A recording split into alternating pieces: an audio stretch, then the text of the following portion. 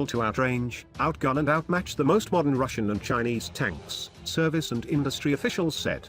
Advanced networking technology with new, next-generation sights, sensors, targeting systems and digital networking are all key elements of an ongoing upgrade to position the platform to, if needed, successfully engage in combat against rapidly emerging threats, such as the prospect of confronting a Russian T-14 armored or Chinese third-generation Type 99 tank.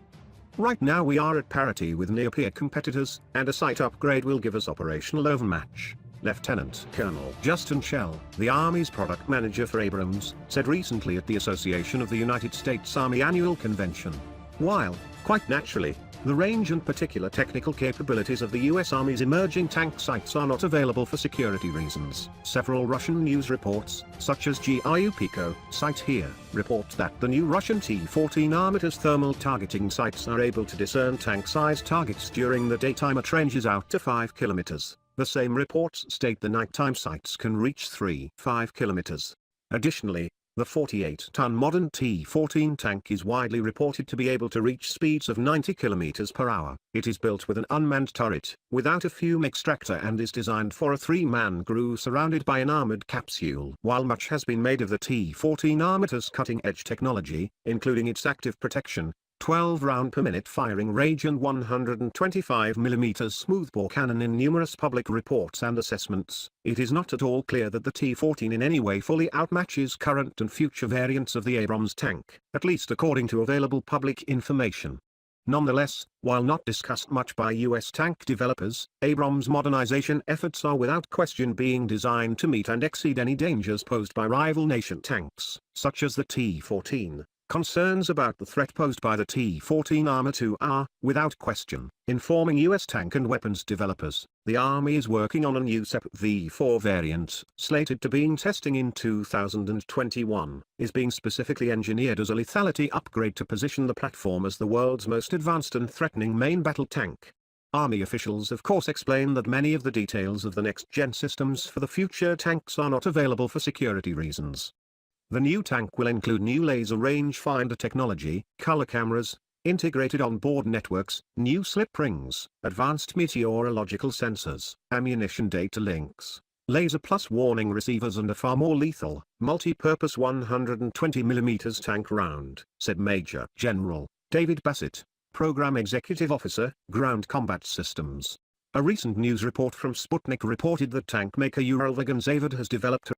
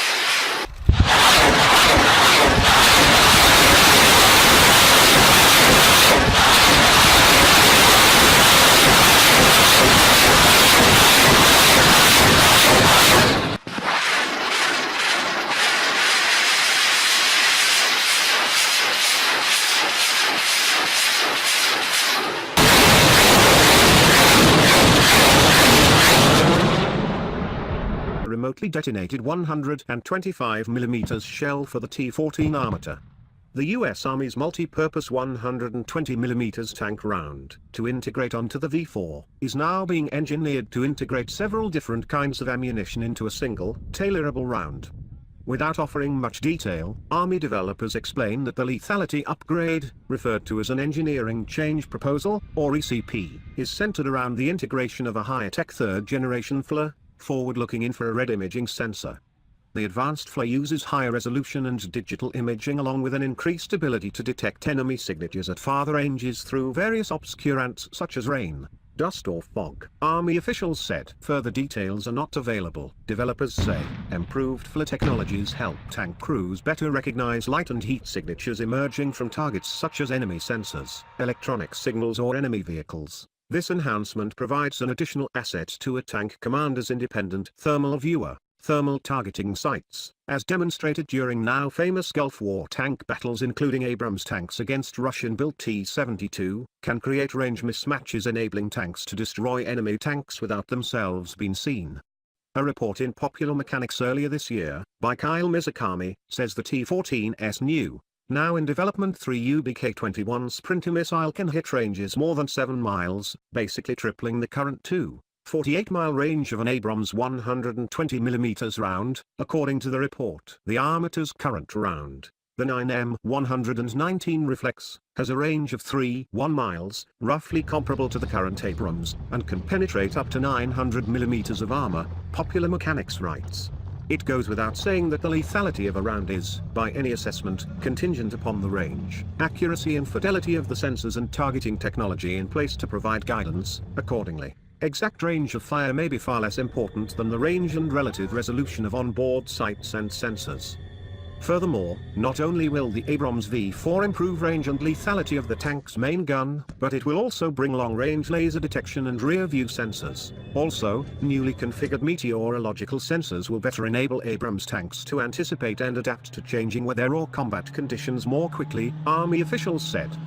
Meteorological sensors are being integrated into the fire control system. It provides information into fire control algorithms that help increase the accuracy and precision of your weapon system. Ashley Givens, spokeswoman for the Army's Program Executive Office Ground Combat Systems, told Scout Warrior in a written statement.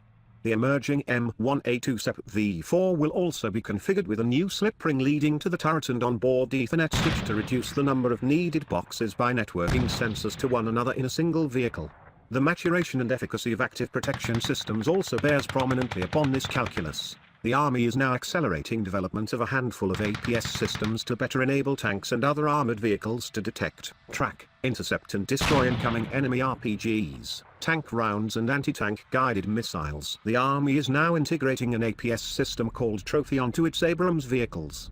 Citing Russian news sources, a story in the National Interest by Dave Majumdar says Russian weapons developers claim that their Afghanit active protection system mounted on a T-14 armator has been proven effective at intercepting depleted uranium core armor-piercing fins stabilized discarding sabot, UFSs, cannon shells. First MiA-2 SEP V3 tank arrives. The first V3 pilot vehicle, already delivered to the Army, features technological advancements in communications, reliability, sustainment and fuel efficiency and upgraded armor, developers and Army senior leaders told Scout Warrior.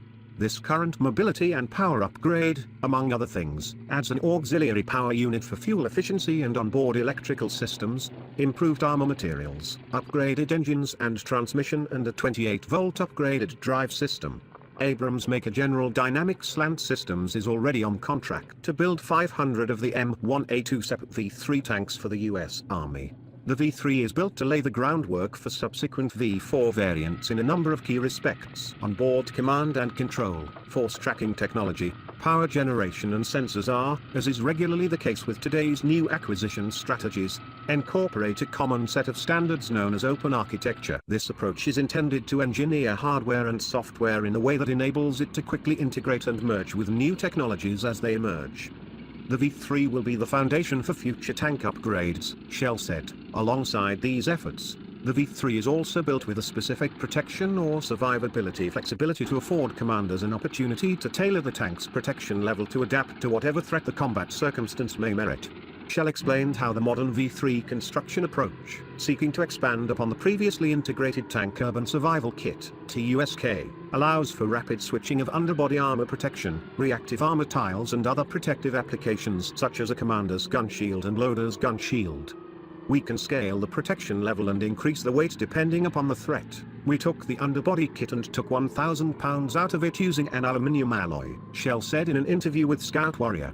Next generation combat vehicle. The Army is now seeking to finesse a careful and combat-relevant balance between upgrading the current Abrams to the maximum degree while also recognizing limitations and begin conceptual work on a new platform called Next Generation Combat Vehicle. While the Army is only now in the early stages of concept development for this technology, Bassett did tell Warrior that it may indeed evolve into a family of vehicles. Many reports and Army comments have indicated that the configuration of the new vehicles may resemble hull forms of an Abrams, mobile protected firepower vehicle, Bradley or even elements of a Stryker vehicle. However, it is without question that, whatever NGCV evolves into, it will be built to consistently accommodate the best emerging technologies available. For instance, Shell explained that some early developmental work assessing lighter weight armor and hull materials able to provide the same protection as the current vehicle at a much lower weight. We could look at some novel materials such as lightweight tracks or a hull replacement, Shell said. Key parameters for the NGCV will, among other things, include building a lighter weight, more mobile and deployable vehicle. Weight, speed and mobility characteristics are deemed essential for a tank's ability to support infantry units, mechanized armored units and dismounted soldiers by virtue of being able to cross bridges, rigorous terrain and other combat areas less accessible to existing 70-ton Abrams tanks. Bassett explained that specific cross-functional team leads have begun to explore concepts and early requirements for the NGCV effort to, among other things, look for common, cross-fleet technologies and build in flexibility. We are standing up a cross-functional teams defining the art of the possible as we look at what technologies are available, Bassett said in an interview with Scout Warrior. We could change some assumptions. We want to give the Army some flexibility. One possibility now receiving some attention, Army senior leaders say, is that the NGCV may implement a lightweight 120mm cannon previously developed for one of the manned ground vehicles developed for the now cancelled Future Combat Systems program. The vehicle, called the Mounted Combat System, was built with a 2-ton 120mm cannon, roughly one-half the weight of the current Abrams cannon. The Army's MCS program developed and test-fired a super lightweight 120mm cannon, called the XM360, able to fire existing and emerging next-generation tank rounds. The MCS was to have had a crew of two, a 50 caliber machine gun, and a 40mm automatic grenade launcher. The Army's recent combat vehicle modernization strategy specifically mentions the value of adapting the XM360 for future use. Special new technology was needed for the XM360 in order to allow a lighter weight cannon and muzzle to accommodate the blast from a powerful 120mm tank round. Elements of the XM360 include a combined thermal and environmental shroud, blast deflector, a composite-built overwrapped gun, tube modular gun mount, independent recoil brakes, gas charge recuperators, and a multi-slug slide block breech with an electric actuator. Army MCS developmental documents describe Abrams and robotic wingman, while not specifically referring to the T-14's unmanned turret or Russian plans for an autonomous capability. Bassett did say it is conceivable future armored vehicles may indeed include an unmanned turret as well as various level of autonomy, teleoperation and manned-unmanned teaming. Bassett also emphasized the future vehicles will be designed to incorporate advanced digital signal processing and machine learning, such as AI technologies. Computer algorithms enabling autonomous combat functions are progressing at an alarming rate, inspiring Army and GDLS developers to explore the prospect of future manned-unmanned collaboration with tank platforms. It is certainly within the realm of the technically feasible for a future tank to simultaneously control a small fleet of unmanned robotic wingman vehicles designed to penetrate enemy lines while minimizing risk to soldiers, transport ammunition or perform long-range reconnaissance and scout missions. The chief has stated, Army Chief of Staff General Mark Milley has said that all future vehicles will be teleoperated. We take those things into account and we are going to get some great experimentation in this area, Bassett said. There are things you can do in a next-gen vehicle which you cannot do in a current vehicle due to physical requirements. Levels of autonomy for air vehicles, in particular, have progressed to a very advanced degree, in part because there are Quite naturally, fewer obstacles in the air precluding autonomous navigation. GPS-enabled waypoint technology already facilitates both ground and autonomous movement. However, developing algorithms for land-based autonomous navigation is by all means far more challenging given that vehicles need to adjust to a fast move.